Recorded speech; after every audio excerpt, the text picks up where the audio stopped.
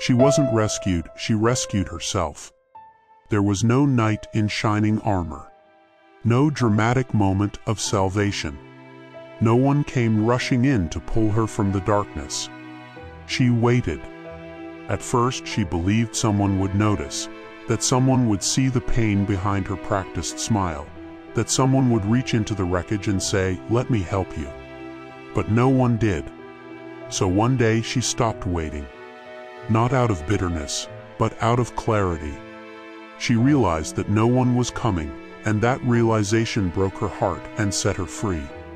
Because if no one was coming to save her, then she didn't have to wait. She could begin. So she stood up, shaking, exhausted, unsure, and took one step forward. Then another. And with each small step she gathered pieces of herself she thought were lost: confidence, hope, power. She learned to speak her needs even when her voice trembled. Learned to rest, not quit. Learned that boundaries weren't selfish, they were necessary. She cried when it was too heavy. Laughed when she forgot the weight.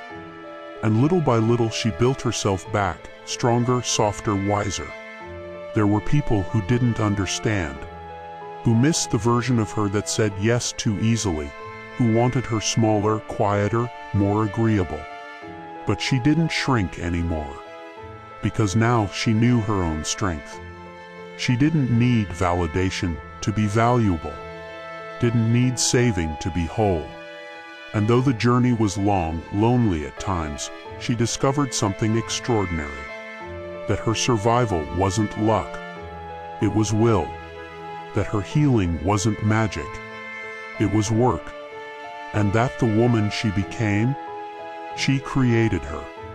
So now when people say she's changed, she smiles. Because she has. She's not the girl who waited. She's the woman who rose. She wasn't rescued. She rescued herself.